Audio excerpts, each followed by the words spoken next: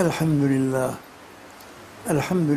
نحمده ونستعينه ونستغفره ونؤمن به ونتوكل عليه ونعوذ بالله من شرور أنفسنا ومن سيئات أعمالنا من يهده الله فلا مضل له ومن يضلل فلا هادي له ونشهد أن لا إله إلا الله وحده لا شريك له ونشهد أن سيدنا ومولانا محمدا عبده ورسوله صلى الله تعالى عليه وعلى آله وأصحابه وسلم تسليما كثيرا كثيرا أما بعد فأعوذ بالله من الشيطان الرجيم بسم الله الرحمن الرحيم ما آتاكم الرسول فخذوه وما نهاكم عنه فانتهوا واتقوا الله إن الله شديد العقاب صدق اللہ العظیم۔ بزرگان محترم، مجھے حکم دیا گیا ہے کہ میں آپ کے سامنے کچھ وقت گزاروں اور دین سے متعلق طالب علمانہ زبان میں کچھ باتیں عرض کروں۔ اس حکم کی تعمیل میں میں نے ایک آیت کریمہ آپ کے سامنے تلاوت کی ہے، جس کی روشنی میں چند کلمات گزارش کرنے ہیں۔ حق تعالیٰ نے اس آیت کریمہ میں خلاصہ دین کو بیان فرما دیا، جس کا حاصل یہ کہ اللہ کا رسول جو تمہیں لا کر دے دے اسے قبول کرو، جسے روک دے اسے رک جاؤ۔ پورے دین کا خلاصہ صرف یہی ہے، ما آتاکم رسول فخذوہ، جو پیغمبر لا کر دیں اس کو لے لو، اور جسے روکیں اسے رک جاؤ۔ واتقوا اللہ، اللہ کا خوف رکھو قلب کے اندر، اس لیے کہ اس کے یہاں کی پکڑ بڑی سخت ہے۔ ان اللہ شدید العقاب، نافرمانوں کے لیے پکڑ بہت سخت ہے، فرما برداروں کی رحمت عظیمہ ہے۔ یہی پورے دین کا خلاصہ نکلتا ہے۔ اسی کی تفصیلات ارشاد فرمائی ہے رسول اللہ صلی اللہ علیہ وسلم نے۔ اسی کے سلسلے میں کچھ کلمات بطور تمہید عرض کرنے ہوتے ہیں، کچھ کلمات بطور مقصد۔ تمہید بعض اوقات طویل ہوتی ہے، مقصد مختصر ہوتا ہے، مگر تمہید کا مقصد یہ ہوتا ہے کہ سننے والے کا ذہن اصل مقصد کو قبول کرنے کے لیے اور سمجھنے کے لیے آمادہ اور تیار ہو جائے۔ اور یہ طریقہ کلام بھی ہمارا اپنا بنایا ہوا نہیں، بلکہ اللہ کی وہ کتاب جس نے ہمیں جینا سکھایا، جس نے جینے کا طریقہ بتایا، جس نے زندگی کا قرینہ بتایا، اسے یہ کلام کرنے کا طریقہ بھی سکھلایا۔ آپ اللہ کی بارگاہ میں کھڑے ہوتے ہیں اپنی پوری عبدیت کے ساتھ، بندگی کے ساتھ، خاکساری کے ساتھ، اور ایک درخواست آپ کو پیش کرنی ہوتی، لیکن اس درخواست کے پیش کرنے سے پہلے آپ کو عدم تعلیم دی گئی کہ درخواست سے پہلے ہماری عظمت کا اقرار کرو، ہماری کبریائی کا اقرار کرو، ہماری بڑائی کا اقرار کرو۔ آپ کھڑے ہو گئے تھے الحمدللہ رب العالمین، تمام تعریفیں اس کے لیے سارے جہانوں کا پالنے والا ہے، الرحمن الرحیم، جو سارے جہانوں کو رحمت کاملہ عطا کرنے والا ہے، مالک یوم الدین، جو سارے جہانوں کی ابتدا اور انتہا کا مالک ہے۔ یہ سارے کلمات حق تعالیٰ کی امت کے عبدیت کا، تعالیٰ کی مرکزیت، کبریائی اور بڑائی کے لیے آپ نے اس کا فرمایا گیا کہ اپنی عبدیت کو بیان کرو۔ آپ کہتے ہیں ایاک نعبد و ایاک نستعین، ہم آپ ہی کی عبادت کرتے ہیں اور آپ ہی کے محتاج ہیں مدد۔ یہ کلمات کہنے کے بعد یہ تمہیدی کلمات ہیں، آپ کو اجازت ملتی ہے کہ اب مقصد کی بات پیش کرو، اپنی درخواست پیش کرو۔ آپ کہتے ہیں اہدنا الصراط المستقیم، اے اللہ میں سیدھا راستہ دکھا دیا۔ تو کلام کرنے کا طریقہ بھی کتاب اللہ نے بتایا۔ اگر ہم اس کا اتباع کریں کہ پہلے کچھ کلمات تمہید کہیں تو یہ اتباع ہوگا قرآن کریم کا انشاءاللہ۔ بات ہم سے بنے یا نہ بنے، لیکن اتباع کا انشاءاللہ ثواب ضرور ملے گا۔ اس لیے میں نے عرض کیا کہ مجھے کوئی کلمات بطور تمہید عرض کرنے۔ اللہ کا یہ کلام کہ جو اپنی جگہ پر انتہائی جامع اور مکمل ترین کلام، ان تمام کلمات کے بعد کہ جو رفتہ رفتہ، دستہ دستہ، آہستہ آہستہ انسانیوں کو دی گئے، انسانیت نے جدید کمال پیدا کر لیا، انسانی ذہنوں کے اندر صلاحیت پیدا ہو گئی، اس نے تورات پڑھ لی، انجیل پڑھ لی، زبور پڑھ لی، صحف آدم، صحف ابراہیم، سارے صحیفے پڑھ لی، تو ظاہر کی صلاحیت پیدا ہو گئی کہ وہ اللہ کا وہ آخری کلام پڑھے کہ جو قیامت تک کے مسائل کا حل کر دینے والا ہے۔ اس دنیا کی زندگی کا نہیں جو چند روزہ ہے، 50 برس 100 برس، آخرت کی زندگی کہ خالدین فیہا ابدا، ہمیشہ ہمیشہ کبھی ختم نہ ہونے والی زندگی، اس تک کے مسائل کو اس نے آ کے حل کر دیا۔ اسی لیے قرآن کریم کے بارے میں رسول اللہ صلی اللہ علیہ وسلم نے ارشاد فرمایا کہ لا تنقضی عجائب ولا يخلق عن کثرة الرد، یہ قرآن وہ ہے جس کے عجائبات علمی کبھی ختم نہیں ہوں گے اور اس کی تازگی اور کبھی ختم نہیں ہوگی، اس کے عجائبات بھی ختم نہیں ہوں گے اور یہ برابر مسلسل پڑھنے سے بتانے سے کبھی پرانا نہیں پڑے گا۔ یہ قرآن کریم کا اعجاز ہے کہ 1500 سال گزر گئے لیکن آج تک اس کی تازگی اور اس کی نگت اسی طریقے پر قائم ہے، اس میں کوئی پرانا پن نہیں پیدا ہوا۔ آپ کی جب سیرت یہ ہے تو صدیق عائشہ رضی اللہ عنہ سے پوچھا گیا تھا کہ آپ کی سیرت کیا ہے، آپ کے اخلاق کیا ہیں؟ فرمایا کان خلقہ القرآن، آپ کے اخلاق، آپ کی سیرت قرآن ہے۔ اس کے معنی یہ کہ جب تعلیماً دیکھو تو کتاب اللہ کو دیکھو اور تعمیلاً دیکھو تو محمد رسول اللہ کی ذات مقدس۔ ایک میں تعلیم ہے اور ایک میں تعمیل ہے۔ جو وہاں قرآن میں ایک تعلیماً لکھا ہوا ہے وہی آپ کی ذات میں تعمیل ہے۔ ظاہر ہے اس کے معنی یہ کہ یہ عملی قرآن ہے رسول اللہ کی ذات گرامی اور وہ تعلیمی قرآن کریم۔ اس قرآن کریم کو دیا گیا جبریل امین کو، واسطہ بنایا گیا اور جبریل امین کو دینے کے ساتھ ان کی صفات بیان کی گئی۔ انہی صفات کو لے کر حضرات محدثین نے رسول اللہ کے کلام کو منتقل کرنے کا طریقہ اختیار کیا۔ فرمایا کہ یہ قرآن ہم جبریل کے ذریعے سے بھیج رہے ہیں، ان کو قاصد بنا رہے ہیں۔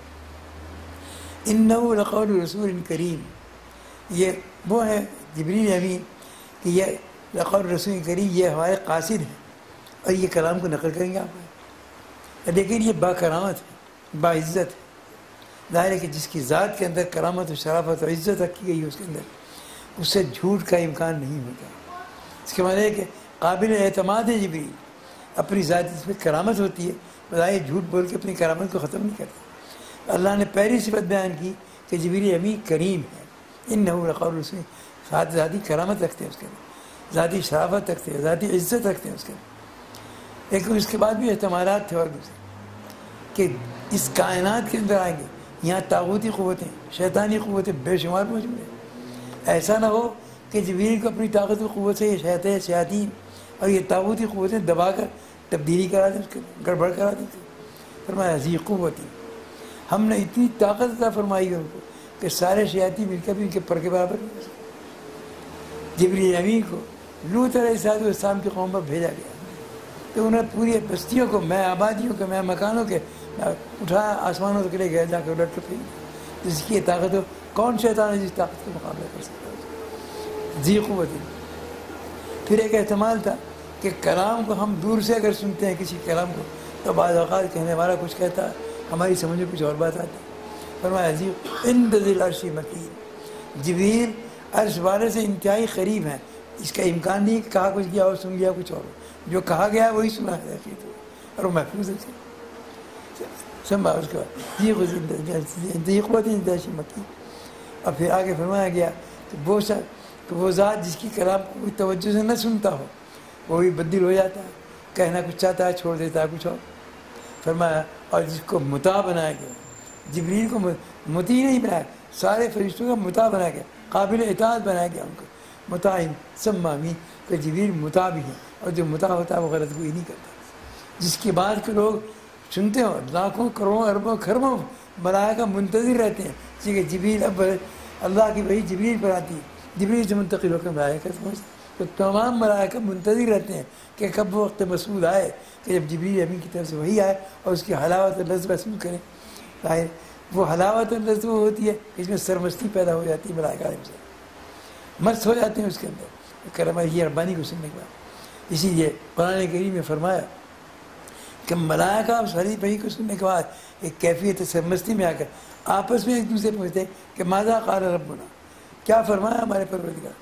منشا یہ ہوتا ہے کہ وہ کہے تو پھر دوبارہ لذت حاضر ہو سکتا، مگر وہ بھی اسی سرمستی میں جواب میں یہ نہیں، اس کی ہمت نہیں ہوتی کہ کلام نقل کرے، کہتے ہیں قال ربنا الحق، جو اللہ نے فرمایا وہ حق ہی حق اس کے لیے۔ تو گویا یہ ملائکہ علیہ السلام کی حقانیت پر یقین یہ ہوئے اچھا سے یہ کلام اس طریقے پر عجیب یہ نہیں کرے کہ یہ صفات بیان کر دیں۔ اسی لیے حضرات محدثین جب کلام کو نقل کرتے ہیں رسول اللہ تو یہ ان چیزوں کا مضمون رکھتے ہیں کہ کلام کرنے والا ذی کرامت ہو، ذی قوت ہو، قوت حافظہ قوت، یہ تمام قوتیں اس کے اندر موجود ہیں۔ تو ان صفات کے ذریعے سے روایات کے اندر راویوں کی صفات متعین کر دی گئی اس کے اور اس کے بعد فرمایا کہ یہ کلام اللہ امین سے چلا، جبریل امین لے کر آئے اور محمد امین کے قلب کے اوپر اس کو ظاہر ہے وہ ذات امین ہے، اور اس کی امانت میں سب سے بڑی تصدیق یہ ہے کہ جو اس کے ذات کے دشمن، پیغام کے دشمن، اسلام کے دشمن، ایمان کے دشمن، وہ اس کی امانت کا اقرار کرتے ہیں۔ محمد الصادق، محمد الامین کہتے تھے۔ کفار مکہ، دشمنان اسلام رسول اللہ کا نام لیتے تو کہتے ہیں محمد الصادق، محمد ان سے زیادہ سچا ہم نے نہیں دیکھا، زیادہ امانت دار نہیں دیکھا۔ تو جس کی امانت کا دشمن بھی اقرار کرتے ہو، والفضل ما شہیدت بالاعداء، اس کی شہادت کتنی بڑی ہوگی جو دشمن شہادت دے جاؤ اس کے، شہادت بہت بڑی شہادت ہوتی ہے۔ تو کہا یہ امانت در امانت سے گزر کر کلام آپ تک پہنچا۔ اللہ امین سے جبریل امین لے کر آئے، محمد امین صلی اللہ علیہ وسلم اسلام اور صحابہ کرام نے کہ فرمایا کہ اولئک الذین امتحن اللہ قلوبهم بالتقوی لهم مغفرۃ واجر عظیم۔ یہ صحابہ کرام وہ ہیں کہ اللہ نے تقوی کے معیار پہ ان کی جانچ کر لی ہے پورے طور، اور یہ پورے ہوتے ہیں اس کے اندر۔ تو جو تقوی ہے معیار خداوندی پر پورے اتر چکا ہوں، ظاہر غلطی کی کوئی امکان نہیں ہو سکتا۔ تو اللہ نے کہ رسول نے یہ کلام ان کے سینوں کے اندر محفوظ کر دیا، انہوں نے محفوظ کیا۔ ظاہر کہ اب تک ایک سارا تھا، ایک اللہ سے آیا، ایک جبریل سے آیا، ایک محمد سے آیا صلی اللہ علیہ وسلم، اب اس کے بعد ہزاروں اور لاکھوں تک پہنچ گیا، صحابہ کرام تک پہنچ گیا۔ تو کہا اس کثیر تعداد کا کہ معنی یہ ہو گیا کہ اب غلط گوئی کا کوئی امکان باقی نہیں رہا۔ اتنے لوگوں نے محفوظ کر لیا کہ عقلاً بھی اتنے لوگوں کا کسی جھوٹ کے اوپر جمع ہو جانا ممکن نہیں ہوتا، لہذا یہ کلام قیامت تک کے لیے محفوظ ہوگا۔ پھر محفوظ کیا گیا فی صدور الذین اوتوا العلم، اور اس کے معنی کو اہل علم کے سینوں کے اندر محفوظ کیا گیا، اور اس کے الفاظ کو معصوم بچوں کے سینوں کے اندر محفوظ کیا گیا۔ یہ جگہ وہ محفوظ کی گئی جہاں نہ چور کوئی چوری کر سکتا ہے، نہ کوئی ڈاکو ڈاکہ ڈال سکتا ہے، معصوم بچوں کے سینوں کے اندر جس کے اندر کوئی چھل فریب نہیں ہوتا، اور علماء ایک اسلام کے سینوں کے اندر اس کے معنی کو اور اس کے حقائق کو اور علوم کو محفوظ کر دیا گیا۔ کیونکہ اللہ نے یہ حفاظت کی، یہ فرمایا انا نحن نزلنا الذکر و انا لہ لحافظون، ہم نے اس کلام کو نازل کیا اور ہم اس کے خود محافظ ہیں۔ حفاظت کا طریقہ اختیار کر پایا ہے، اس لیے کہ اس سے پہلے جتنی کتابیں آئیں ان کا محافظ قوموں کو قرار دیا گیا۔ تورات آئی تو اہل تورات کو حکم دیا کہ تم محافظ ہو، اہل انجیل کا محافظ قرار دیا، اہل زبور کا محافظ قرار دیا۔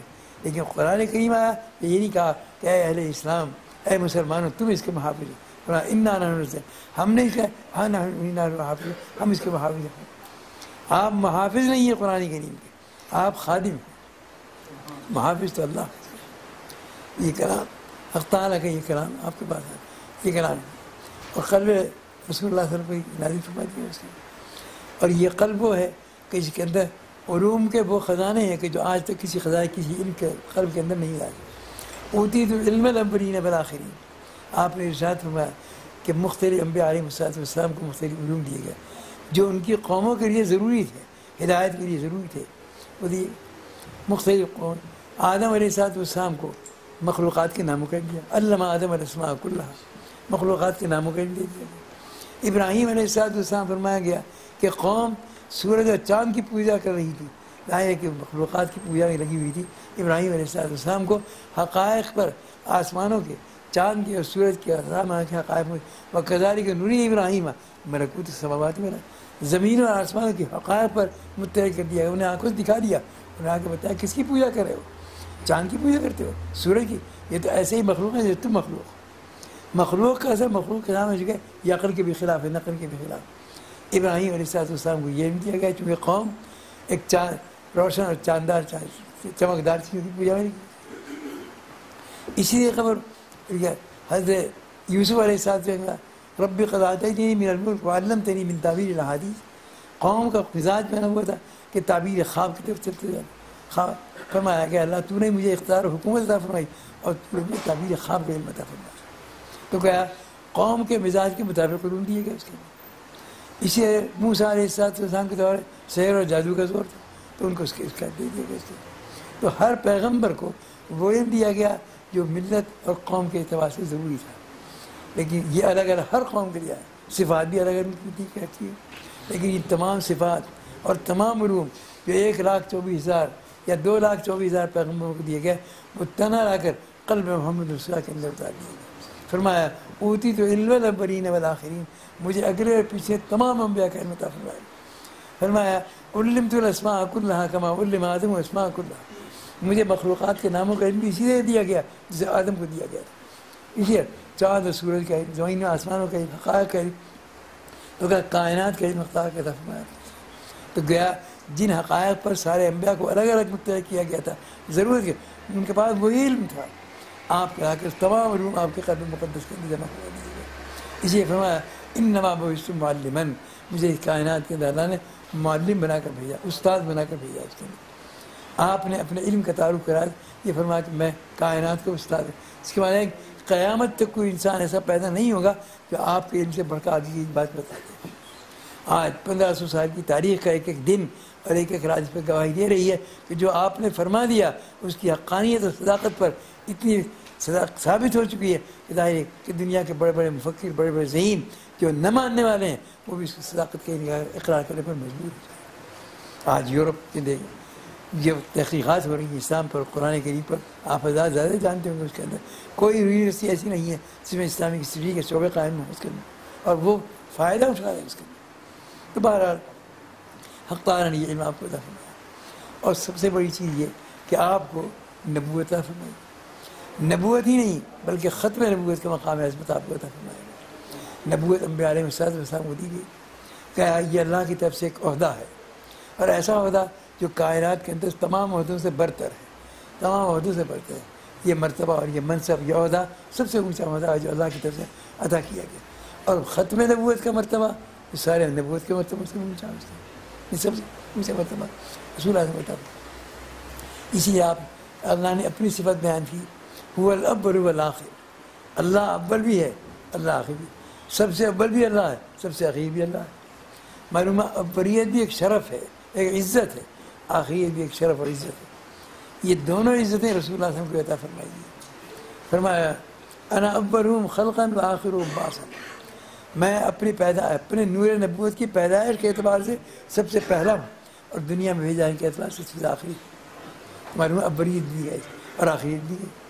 کنت نبیا بعد بین الماء والطین، میرا نور نبوت اس وقت پیدا ہو چکا تھا جبکہ آدم کا پترا بھی تیار نہیں ہوا، آدم کی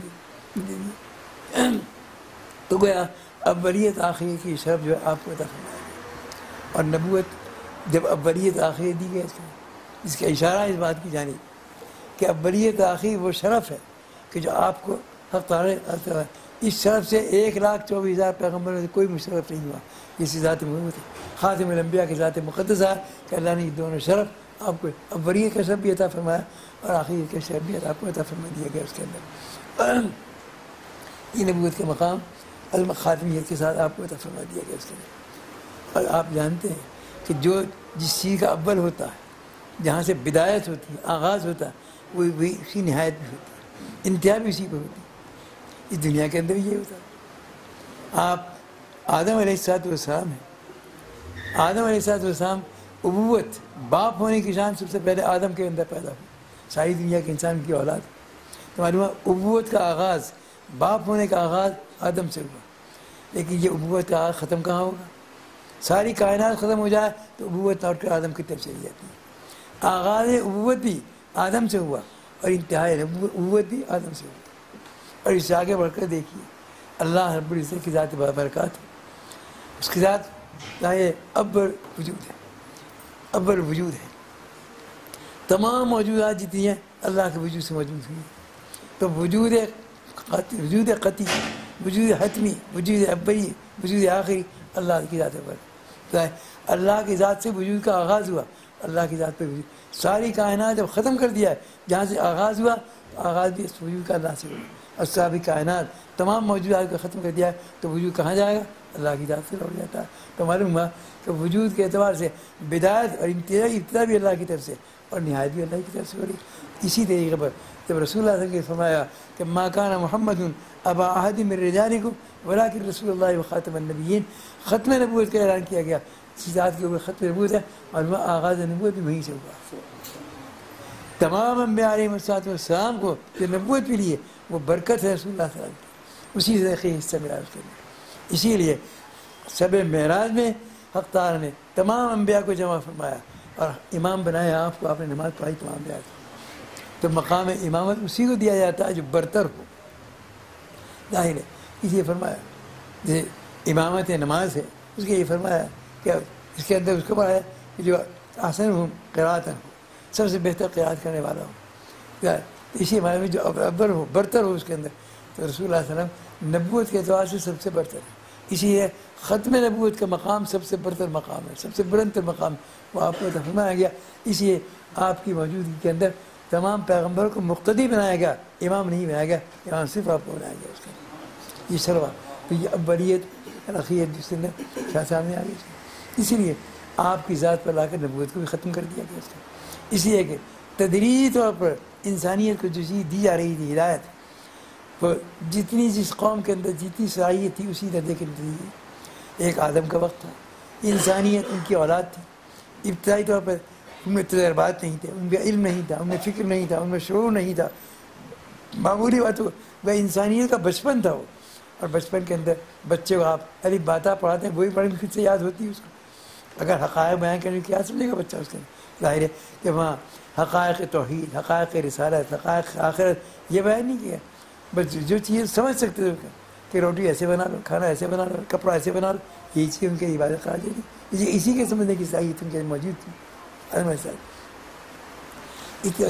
یہ علم دیا گیا اس کے علامہ آدم علیہ السلام اللہ، یہ علم رسما دے دیا، اس کے بعد رفتہ رفتہ تجدید و ترقی ہوتی، نوح علیہ السلام کا وقت آیا تو کہا ناموں کے ساتھ ان کا مطالبہ انسانوں کے اندر پیدا ہوا کہ جن چیزوں کا ہم نے نام جانا ہے آدم سے سن کر، ان چیزوں کی صورتیں بھی تو بتائیے، آدم نوح علیہ السلام نے صورت دیا، الم تروا کیف خلق اللہ سبع سماوات طباقا، ظاہر ہے یہ آسمان ہے یہ زمین ہے، ان کی صورتیں بتائی، ان کی حقیقت بتائی، تو کہا ناموں کا تعارف آدم نے کرایا اور صورتوں کا تعارف نوح علیہ السلام نے کرایا، یہ علم کا دوسرا درجہ تھا، دوسرے درجے کو جب یہ بھی علم محفوظ ہو گیا 1000 سال کے اندر، تو اب تیسری طلب پیدا ہوئی انسان کے اندر کہ ان کے احکام معلوم ہونے چاہیے، ان کے صورت، ان کی خاصیات معلوم ہونی چاہیے، ان کی خاصیات معلوم ہوئی کیا چیز ہے آسمان زمین کیا چیز ہے، تمام مخلوقات، یہ علم دیا گیا ابراہیم علیہ السلام، وَكَذَلِكَ نُرِي إِبْرَاهِيمَ مَلَكُوتَ السَّمَاوَاتِ وَالْأَرْضِ، زمینوں اور آسمانوں کی تمام حقائق منکشف کر دیا ہے ابراہیم، آسمان یہ ہے، سورج یہ ہے، چاند یہ ہے، تمام مخلوقات انہوں نے بتایا، اور یہ سب مخلوقات ہیں اللہ، یہ قابل اطاعت، اس عبادت نہیں ہے، یہ قابل کہ تمہارے لیے تم قابل اطاعت کے لیے، یہ سب تمہارے لیے پیدا کیے، تو کہا ان چیزوں کا تعارف کرنے کا مقصد یہ کہ مخلوق ہیں یہ اور تمہاری خادم بنا کے پیدا کی ہے، ان الدنیا خلقت لکم وانکم خلقتم للآخرہ، یہ ساری کائنات یہ تمہارے لیے پیدا کی، یہ زمین، یہ آسمان، یہ چاند، ستارے، سورج، دریا، پہاڑ، حیوانات، نباتات، جمادات، حیوانات، یہ سب اللہ نے انسان کی پیدا، یہی نہیں اوپر جائیے، یہ جنت، یہ جہنم، یہ عرش، یہ کرسی، یہ ملائکہ، یہ سب کون ہے؟ یہ انسان کے لیے خالق، تو معلوم ہے کل مخلوقات کو اللہ نے خادم بنا دیا انسان، اسی لیے فرمایا کہ انسان سب سے معزز اور سب سے بہتر مخلوق ہے، اللہ نے اپنے کلام میں کسی مخلوق کی کرامت و شرافت کا اعلان نہیں کیا، فرمایا وَلَقَدْ كَرَّمْنَا بَنِي آدَمَ وَحَمَلْنَاهُمْ فِي الْبَرِّ وَالْبَحْرِ، ہم نے انسان کو زیادہ مکرم بنا کر پیدا کیا، معزز بنا کر پیدا کیا، محترم بنا کر پیدا کیا انسان، تو کیا کرامت و عزت کا اعلان انسان کا کیا گیا، باقی کسی کا نہیں کیا گیا، اس کے یہ معلوم ہے کہ ساری مخلوقات کے اندر سب زیادہ اشرف، سب زیادہ مکرم اور سب زیادہ معزز مخلوق جو ہے وہ انسان ہے، اس کے اندر اس عظمت کو برقرار رکھنے کے لیے ضرورت تھی اس بات کی کہ تجزیی طور پر یہ کرامت اور شرافت کا سب سے عظیم ثمرہ ہے علم، سب سے عظیم چیز جو کرامت اور شرافت کو برقرار رکھ سکتی ہے وہ علم، علم اس کے پاس وہ ہونا چاہیے کہ جو نہ جنات کے پاس ہو نہ ملائکہ کے پاس ہو، اس لیے کہ ذی مخلوق یہی تین انسان ہے، جنات ہیں، ملائکہ ہیں، ذی شعور اور ذی عقل مخلوقات یہی ہیں، لیکن ظاہر ہے کہ نبوت کا مقام عظمت جنات کو دیا گیا نہ فرشتوں کو دیا گیا، یہ کہ انسان کو دیا گیا، وجہ اس کے اندر یہ کہ جہاں تک جنات کا تعلق ان کے فہم پر وہم کا غلبہ، وہ مل کر جل کر رہنا چاہیے، اجتماعیت نہیں ان کے اندر، وہ آپس میں مل کر ویرانوں میں رہتے ہیں، کھنڈروں میں رہتے ہیں، پہاڑوں میں رہتے ہیں، دریاؤں اور سمندروں کے کناروں پر رہتے ہیں، غیر آباد مقام، اور انسانوں سے 2000 سال پہلے آئے لیکن کوئی شہر نہیں بسایا، کوئی تمدن نہیں پھیلایا، کوئی کلچر نہیں بتایا، ظاہر زمین پہ آئے کچھ کرنا کر سکے اس کے لیے، جو جمع اجتماعیت وہ کیا اللہ کے کلام کو پھیلایا، اسی ظاہر کہ نبوت کا مقام کے اہل نہیں تھے اس کے، ملائکہ ہیں، ملائکہ کی عظمت بڑی ہے، ظاہر ہے کہ اس کے اندر ان کو عقل دی گئی ہے، شعور دیا گیا اور نہایت کامل عقل ہے، اس لیے کہ وحی ربانی کو سمجھ لیتے ہیں اور وحی ربانی کا تحمل کر لیتے ہیں۔ وحی ربانی کا تحمل کرنا کوئی معمولی چیز نہیں، کمال عقل ان کے اندر موجود ہے، لیکن نبوت نہیں دی گئی۔ کیوں نہیں دی گئی؟ وجہ اس کے اندر یہ کہ کمال عقل تو ہے ان کے اندر، لیکن عقلی کمال یہ کہ تحمل وحی تو کر سکتے ہیں، تدبر وحی کی صلاحیت ان کے اندر موجود ہے۔ اس لیے یہ تدبر کی صلاحیت ہے، تفکر کرنا، غور کرنا، فکر کرنا اور اس کے اندر حقائق کو نکالنا، یہ ظاہر یہ صلاحیت عقل انسان کو دی ہے۔ انسانی عقل کے اندر کہ آپ ایک علم حاصل کرتے ہیں اور اس کے بعد غور کرتے ہیں اور آپ کہتے ہیں دیکھیے یہ کلام ہے، اس سے اشارتاً یہ بات بھی معلوم ہوتی ہے، عبارتاً یہ بات بھی معلوم ہوتی ہے، دلالتاً یہ بات بھی معلوم ہوتی ہے، اقتضاً یہ بات بھی، ایک کلام سے 4 معنی پیدا کر لے اور تفکر اور جو چیز آپ نے نکالی اس میں ہر ایک میں پھر یہ 4 معنی پیدا ہو جائے۔ اس لیے انسانی ذہن کسی وقت رکتا نہیں ہے، علم میں سے علم وہ نکالتا وہ چلا جاتا ہے اس کے لیے۔ تو معلوم ہوا یہ تدبر، تفکر، غور و فکر کی صلاحیت انسانی عقل کو جو دی گئی ہیں وہ کسی کے اندر موجود ہے، نہ ملائکہ ہے، اسی نبوت کا مقام ان کو بھی نہیں دیا گیا، نبوت کے مقام جنات کو نہیں، نبوت کے مقام سے انسانی کو سرفراز سے بنایا گیا۔ اسی لیے انبیاء علیہ السلام کا سب سے بڑا شرف یہ بنایا قل انما انا بشر مثلکم، آپ کہیے اعلان کیے کہ اے انسان ہو میں تم جیسا کہ انسان۔ معلوم ہے انسانیت سب سے بڑا معزز مخلوق ہے، اس کے اندر نہ ملائکہ اس کے کسی برابر ہوتے، ملائکہ بھی ان کی خدمت کرے، جنات بھی اس کی خدمت کرے، حیوانات بھی اس کی خدمت، تو جتنی ذی نفس اور جاندار مخلوقات ہیں وہ بھی انسان کی خادم، اور جتنی ذی عقل ہوگی جنات بھی خادم۔ جنات کی کیا ہدایت کے لیے انسانوں کے پاس آنا پڑتا ہے، نبوت یہاں کی انسانی نبوت کو تابع قرار دیا گیا، ملائکہ بھی خدمت میں کی۔ تو بہرحال یہ شرف انسانی نبوت فرما دیا اس کا، اور اس شرفی کا تقاضا یہ تھا کہ تدریجی طور پر یہ انسان کو علم دیا گیا اس کے اندر، کہ پہلے ناموں کا علم دیا گیا، پھر صورتوں کا علم دیا گیا، اس کے بعد ان کی کیفیات کا علم دیا گیا ابراہیم علیہ السلام، اس کے بعد طلب پیدا ہوئی، اسے کہ ایک علم جو آ جاتا تو اگلے علم کی طرف پیدا ہو جاتی ہے انسانی فطرت کے اندر۔ جب 3 علم آ گئے اس کے اندر تو چوتھے علم کی طرف پیدا ہو کہ ان کے احکام کیا ہے، احکام کے علم۔ یہ انسانی علم کی ذہنی ترقی تھی کہ ناموں کا علم ہوا، صورتوں کا علم ہوا، خاصیات کا علم ہوا، اب تیرا پتہ کا حکم کیا ہے اس کے اندر، احکام کیا ہے اس کے اندر، اس طرح کو پورا کیا۔ موسیٰ علیہ السلام یہی تو تورات فرمایا انا انزلنا التوراۃ فیہا ھدی ونور یحکم بہا النبیون والذین ہادوا والربانیون، احکام کا علم وہاں سے آیا تھا۔ اجمالی احکام تھے پہلی کتابوں کے اندر، صحف کے اندر، لیکن ذرا تفصیل کے ساتھ جو آیا وہ احکام تورات کے اندر ہے۔ تو احکام نے تورات میں آ کر احکام سے متعلق کیا تھا، جو انسانی طلب تھی اس کے اندر تو احکام اس کے اندر ہے۔ انسان کے علم کے اندر ترقی ہوئی احکام کی، لیکن رفتہ رفتہ ایک درجہ کیا وہ پہلا درجہ تھا، یہ دوسرا درجہ، پھر تیسرا درجہ، ابھی چوتھے درجے کے اندر آ گیا انسان۔ اب اس کے اندر کمال علم پیدا ہو گیا، اور اب اس کے اندر جو طلب پیدا ہوئی وہ اس سے اونچے علم کی، اس سے سب سے اونچے علم کی طرف پیدا ہوگی اس کے اندر۔ جیسے بچے کو آپ پڑھاتے ہیں، مدرسے میں پڑھاتے ہیں، ساری کتابیں پڑھنے کے بعد آپ موقوف علیہ پڑھاتے ہیں کہ دورہ پڑھنے کے قابل ہو جائے، اور اس کا دورہ حدیث پڑھاتے ہیں۔ تو دورہ حدیث جب پڑھاتے ہیں جب تمام علوم پر، اب یہ صرف ہے، نحو ہے، منطق، فلسفہ، ادب، تاریخ، معنی، بدیع، بیان، یہ سارے علوم پڑھاتے ہیں، تب جا کے اس کے اندر صحیح پیدا ہوتی ہے کہ اللہ کے رسول کے کلام کو سمجھ سکے، اس کے دورہ حدیث یقین پڑھایا جاتا ہے۔ تو معلوم ہوا کہ یہ جب کمال علم پیدا ہو جاتا ہے، کمال تعقل پیدا ہو جاتا ہے، کمال عقلی پیدا ہو جاتا ہے، تب اس کے اندر طلب اونچی پیدا ہوتی ہے۔ تو انسان میں طلب پیدا ہوئی اس کے اندر کہ وہ اس اور وہ طلب یہ پیدا ہوئی کہ احکام تو ہم نے جان لیے، لیکن علل الاحکام کو نہیں جانا، احکام کی علت کیا ہے، ان احکام کی بنیادیں کیا ہیں اس کے۔ ظاہر ہے احکام کی علت معلوم کرنا یہ علم کا اونچا درجہ، سب سے اونچا درجہ ہے، علل الاحکام معلوم ہو جائے۔ یہ کلام علل الاحکام پر مشتمل کلام تھا، اس کا نام ہے قرآن کریم۔ یہ قرآن کریم دیا گیا، یہ کلام وہ ہے کہ جس میں علل الاحکام کو بیان فرما دیا گیا۔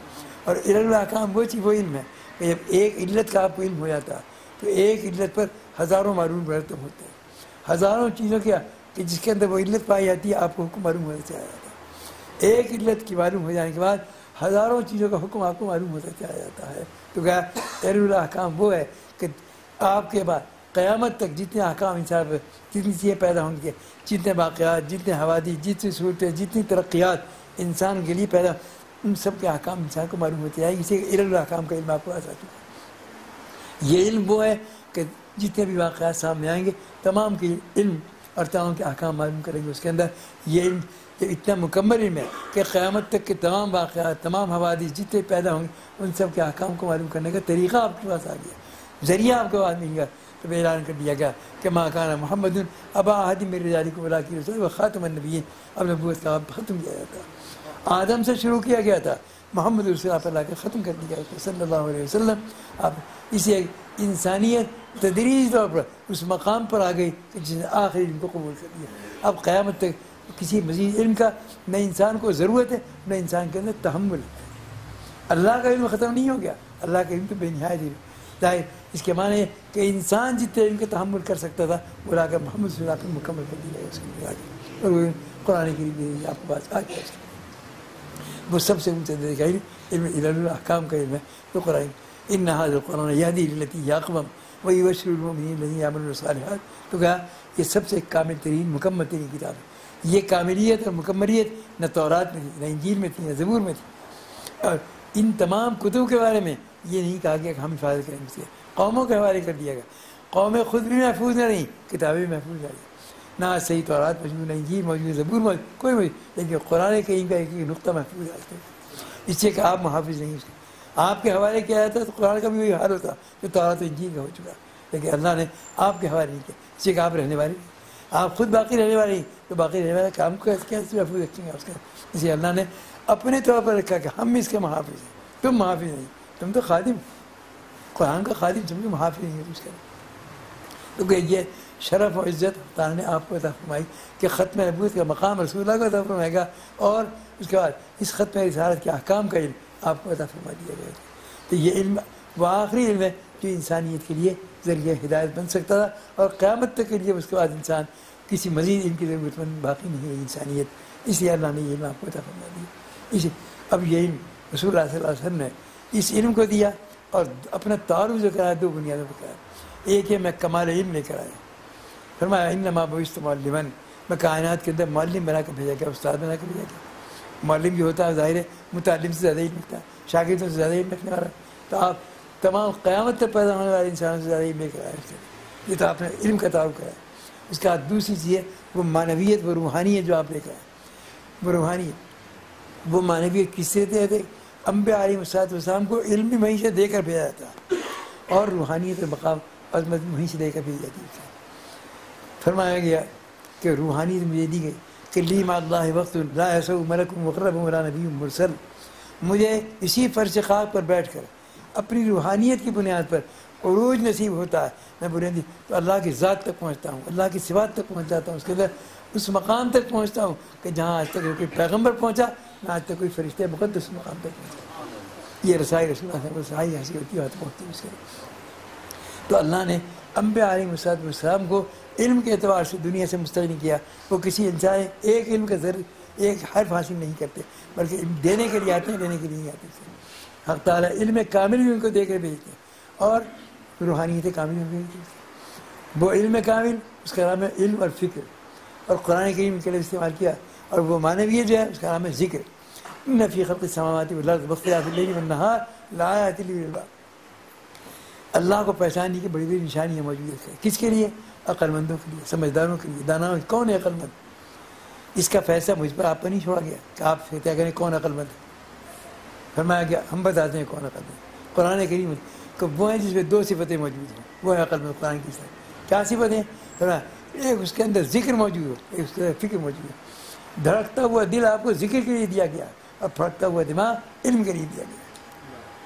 الذین یذکرون اللہ قیاما وقعودا وعلی جنوبہم ویتفکرون فی خلق السماوات والارض. کیا عقل مند وہ ہے جن کے اندر ذکر موجود ہے، اٹھتے بیٹھتے چلتے پھرتے ہر حال کے اندر ان کا قلب ذکر کی طرف جائے.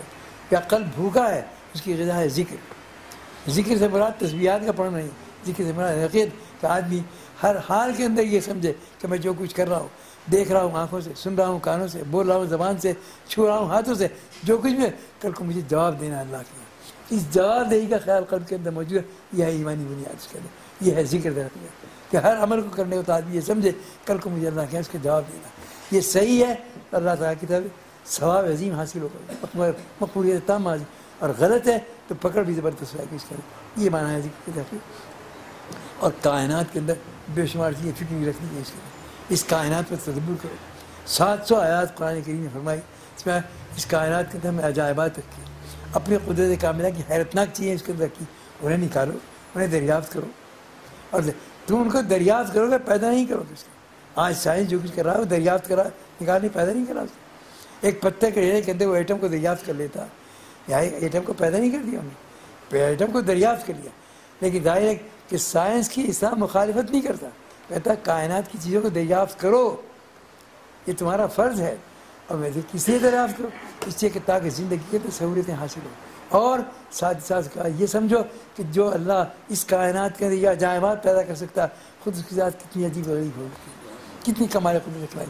تو گویا ہر مخلوق جو ہے عرفان رب کا ذریعہ بن سکتی ہے. اس کا کوئی چیز ایسی نہیں جو عرفان رب کا, معرفت رب کا, اللہ کی پہچان کا ذریعہ نہ بن سکتی ہے. اس کے اندر اس لیے فرمایا حضرت علی کرم اللہ کو مقولہ من عرف نفسہ فقد عرف ربہ, جسے اپنے آپ کو پہچان لیا اسے خدا کو پہچان لیا. آپ اپنے آپ کو پہچانیں گے, اپنے کو پہچانے کے معنی کہ ہر چیز کے اندر آپ کو محتاجی معلوم ہوگی.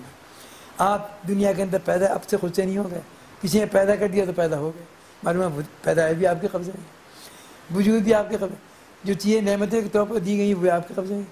یہ آنکھ بھی اللہ کی نعمت, کان بھی اللہ کی نعمت, وجود بھی, ہر چیز آپ کے اللہ کی نعمت کے اندر.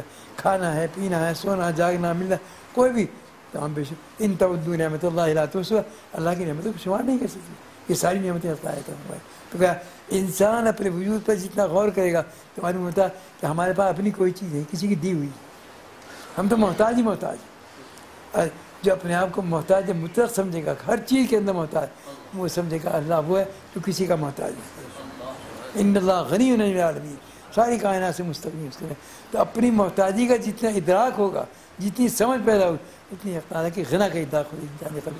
اسے فرمایا کہ جو اپنے کو پہچان لیتا, جسے اپنی بندگی کو پہچان لیا, اسے خدا کی خدائی کو پہچان لیتا. جو اپنی بندگی کو نہیں پہچان سکتا وہ خدا کی خدائی کو بھی نہیں پہچان سکتا. اپنی محتاجی کو پہچانو, خدا کی غنا کو پہچانو. اور یا اللہ وہی کہلاتے ہیں کہ جو غذائے مطلق کو پہچانتے ہیں. اسی لیے اور یا اللہ کی صحبت اسی لیے لازم قرار دی گئی. یا اتقوا اللہ وکونوا مع الصادقین, اے ایمان والو اللہ سے ڈرو اور سچوں کی صحبت اختیار کرو. اس لیے دین قلب کے اندر جو راسخ ہوتا ہے, گھستا ہے اور جمتا ہے, اس صحبت ساری ہی سکتا. کتابیں پڑھنے سے نہیں آتا. کتابیں پڑھنے سے آپ کو معلومات ہوتی ہیں, علم نہیں آتا. علم اور چیز ہے, معلومات اور چیز ہے. معلومات کو علم سمجھے لوگ, یہ غلط فہمی ہے. علم جو آتا ہے وہ صحبت صالحین سے آتا ہے. اس کا علم کے معنی ہے کہ قلب کے اندر وہ ملکہ پیدا ہو جائے کہ جو حقائق کا دریافت کر سکے, حقائق کو نکال سکے, حقائق کو پیدا کر سکے. یہ ہے وہ ملکہ, یہ پیدا ہوتا ہے صحبت صالحین سے. صحابہ کرام ہیں, شاگرد رسول اللہ صلی اللہ علیہ وسلم, لیکن وہ شاگردان محمد نہیں کہا جاتا, تلامید محمد نہیں کہا جاتا, صحابہ کرام کہا جاتا. معلوم ہے صحبت نے ان کو وہ مقام عظمت کا فرما دیا. اتنا مقام کہ امت کے اندر صحابہ کے بعد کوئی ولی ہو, کوئی قطب ہو, کوئی غوث ہو, کوئی ابدال ہو, ایک صحابی کی خاک پا کے برابر بھی نہیں ہو سکتے. یہ مقام ہے کس سے ملا؟ علم کی بنیاد پر نہیں ملا, صحبت کی بنیاد پر ملا. علم میں بڑے بڑے پیدا ہوتے ہیں اس کے اندر, لیکن یہ صحبت کا شرف صرف صحابہ کرام کے لیے مخصوص ہے اور کسی کو نہیں ملا قیامت تک. اس لیے مقام عظمت کے اعتبار سے, مقام قربت کے اعتبار سے جو مقام صحابہ کرام کا تھا وہ مقام کسی دوسرے میں حاصل نہیں ہو سکتا. اسی آپ نے اصحابی کے نجوم بأیہم اقتدیتم اہتدیتم, میرے صحابہ ستاروں کی مانند, جس کا دامن تھام لوگے تمہاری نجات کے لیے کافی ہو جائے گا. اصحابی کلہم عدول, میرے سارے صحابہ پاک باز ہیں. تو کیا صحابہ کے بارے قرآن کریم میں آئے, اولئک الذین امتحن اللہ قلوبہم بالتقوی لہم مغفرۃ وعزیم عظیم. ان کے تقویٰ کے معیار پر اللہ نے ان کے دلوں کو جانچ لیا اور وہ پورے اتر چکے ہیں اس کے اندر. یاد ان کے لیے مغفرت کا اعلان کیا جاتا ہے اس کے اندر.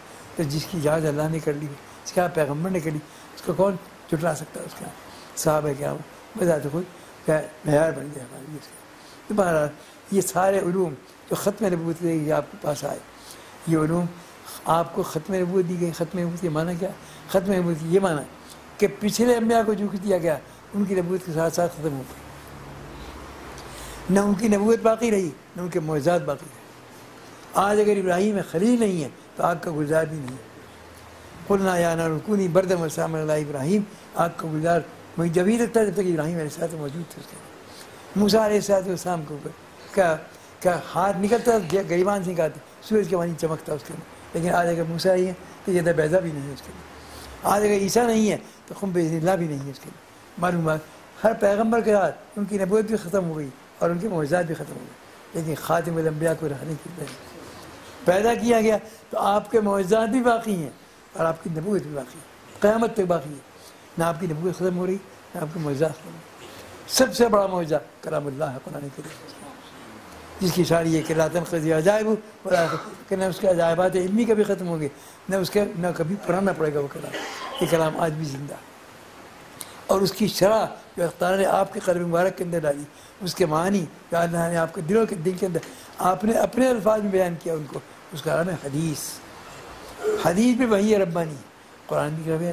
فرق اتنا کہ یہ وحی مطلوع ہے، وہ غی مطلوع ہے. وحی مطلوع ہے کہ اس کی آپ تلاوت کرتے ہیں قرآن کی نماز کے اندر، یہ وحی مطلوع وہ صرف قرآن کریم. وہی حدیث بھی ہے، وحی مطلوع نہیں، اس کی تلاوت نہیں کی جاتی، اسے نماز کے اندر تلاوت نہیں کی جاتی، اس لیے وہی غیر مطلوع کہلاتی ہے اور قرآن وحی، لیکن ہے دونوں وہی اس کے اندر اللہ کی طرف سے دونوں چیزیں آئی. اس کے یہ کلام اللہ نے آپ کو عطا فرما دیا. اس کا یہ کلام ہے، یہ کلام قیامت تک باقی رہنے والا ہے.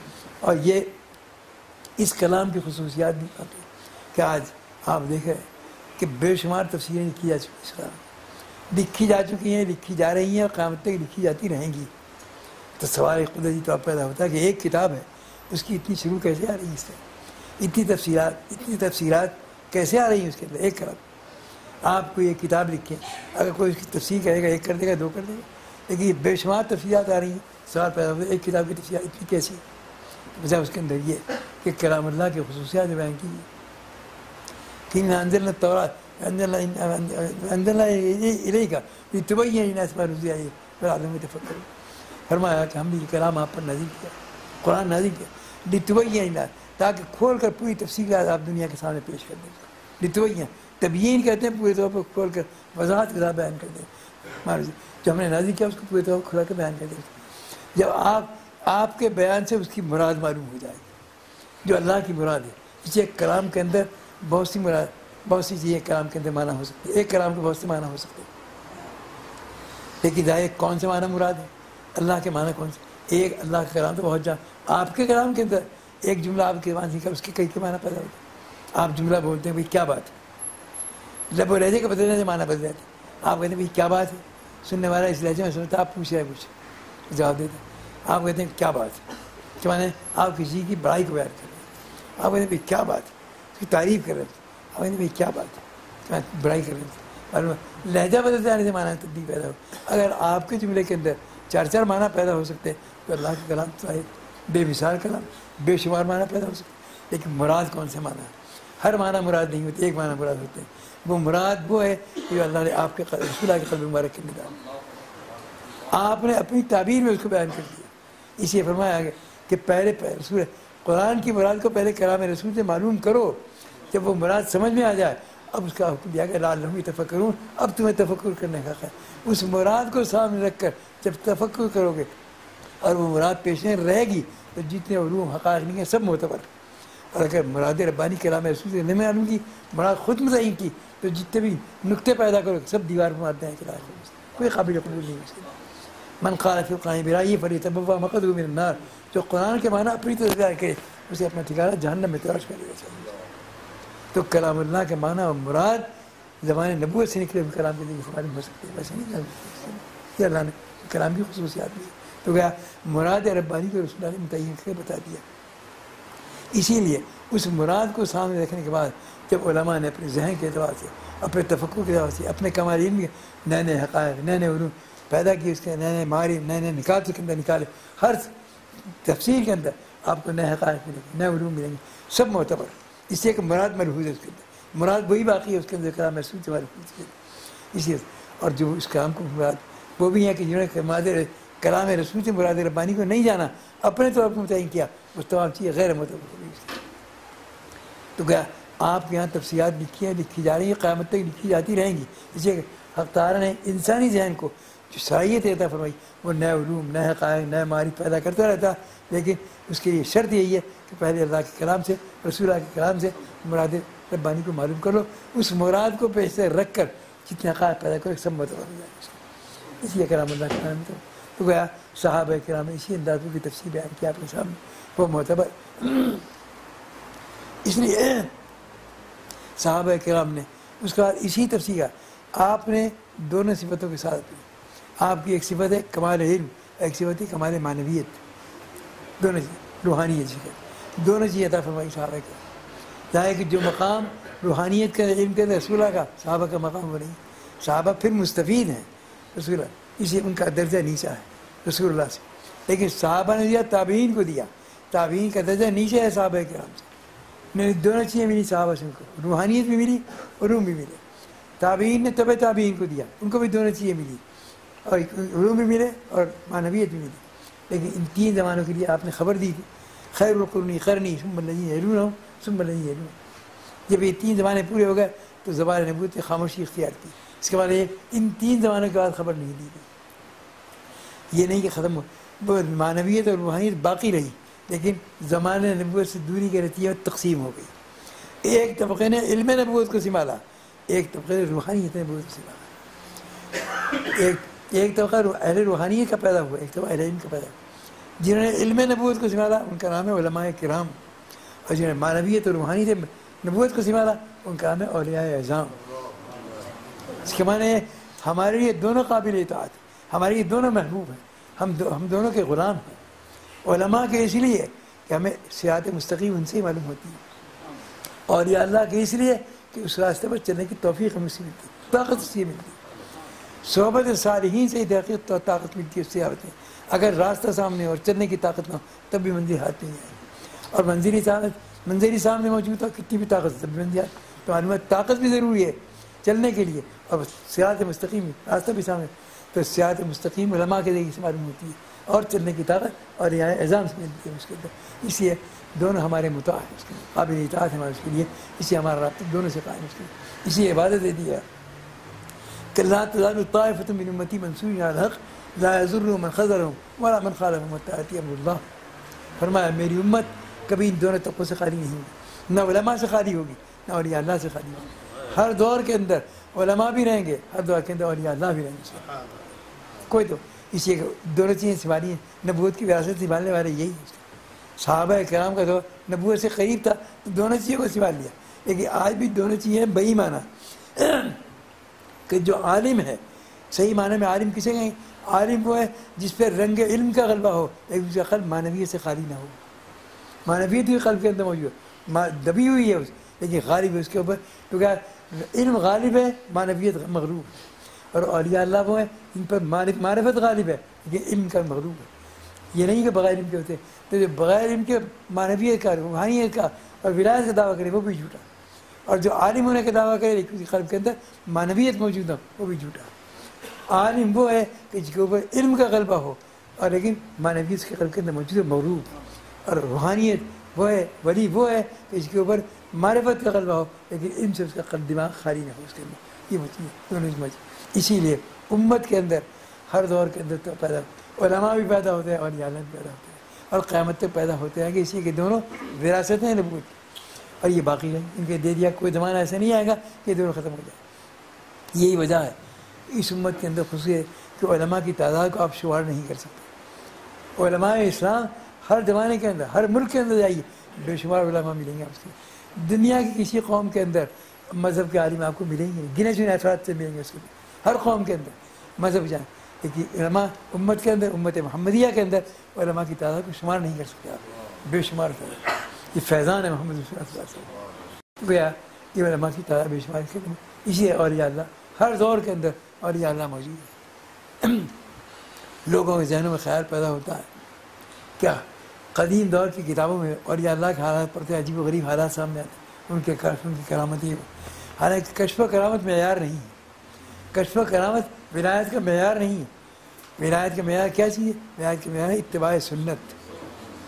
جو اتباع سنت کے چل رہا ہے وہ ولی ہے اپنے وقت کا. چاہے ساری ایک کرامت ظاہر نہ ہو، ایک کرشمہ ظاہر نہ ہو، لیکن وہ ولی ہے اپنی وقت. اس لیے لوگ دیکھنے میں غلطی کرتے ہیں، یہ سمجھتے ہیں کہ ولی وجہ سے کوئی کشف و کرامت ظاہر. یہ نہیں ہے. فرمایا ولی وہ ہے جو زیادہ سے زیادہ اتباع سنت کر رہا ہے، وہ ولی اس کا.